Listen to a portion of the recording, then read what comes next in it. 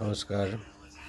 একটা খুব এমার্জেন্সি একটা টপিক নিয়ে কথা বলছি। 1947 সালে আমরা স্বাধীন হলাম। তার আগে আমাদের দুটো টুকরো, যেটা বাংলাদেশ এবং এখন পাকিস্তান নামে পরিচিত, তাদেরকে আগে স্বাধীন করে দিলাম। তাদেরকে একটা সার্বভৌম স্বাধীন রাষ্ট্র করে তাদেরকে চালাতে দিলাম। পাকিস্তান হিসেবে দুটো, পূর্ব পাকিস্তান, পশ্চিম পাকিস্তান।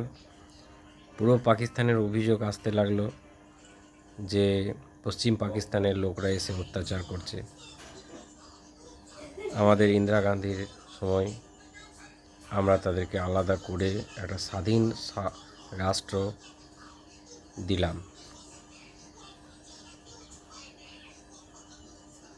বিখ্যাত নেতা তখনকার সময় মুজিবুর রহমান, তাকেও ছাড়িয়ে তাকে আমরা বাংলাদেশ যাতে সুষ্ঠু স্বাধীনভাবে চলে তার ব্যবস্থাও করে দিলাম। সেখানকার মানুষরা অত বড় মহান নেতাকে রাখতে পারল না, মেরে দিল। ঠিক যেমন আমাদের দেশেও অনেক এরকম ঘটনা ঘটেছে।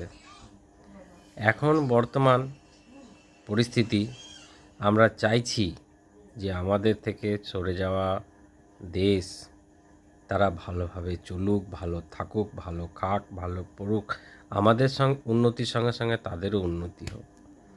কিন্তু এখন যা ওদের পরিস্থিতি চলছে,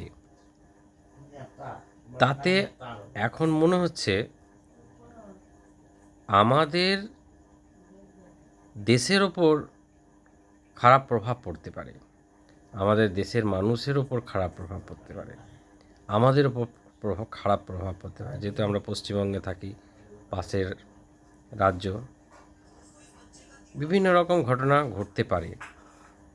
ভারত সরকার এখন যা করছে তাতে আমাদের মনে হয় যে যাদেরকে একসময় আলাদা করে দিলাম, করে দেওয়ার পর তাদেরকে চালানোর সুযোগ করে দিলাম, ভালো করে থেকে খাওয়া পড়া উন্নতি করার সুযোগ করে দিলাম, তারা বর্তমানে করতে পারছে না। সেটা পাকিস্তানি বলুন বা বাংলাদেশি বলুন। এখন আমাদের ডিসিশন নিতে হবে যে ওদেরকে এখনও আলাদা রাখা উচিত না একসঙ্গে করে নেওয়া উচিত।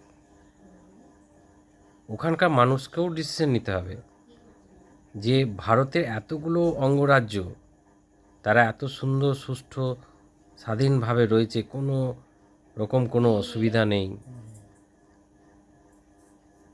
আমরা একটা যুক্তরাষ্ট্রের মধ্যে থাকছি, কোনো অসুবিধা নেই। এতগুলো রাজ্য একসঙ্গে চলছে, কোনো অসুবিধা নেই। তাহলে আমাদের একটা পশ্চিমবঙ্গের রাজ্যের মতো একটা রাজ্য বাংলাদেশ আর পাকিস্তানকে যদি আমরা সঙ্গেও নিয়ে নিই, তাতে আমাদের কোনো অসুবিধা হওয়ার কথা নয়। তাতে আমাদের দেশের স্বাধীনতা এবং আমাদের সার্বভৌম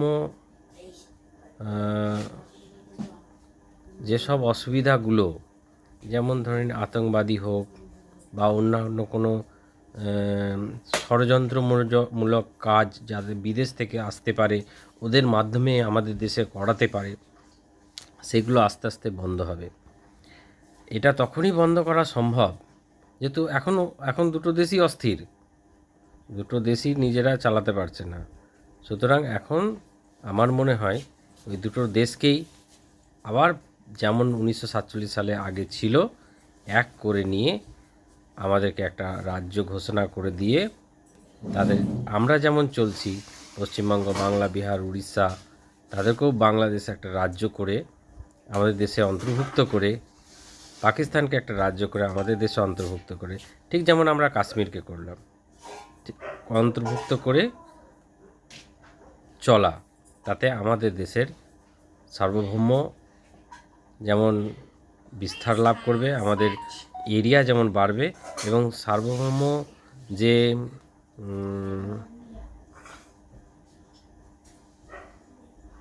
সিকিউরিটি ইস্যু, সেগুলো আরও ভালো হবে, এটাই আমাদের মত।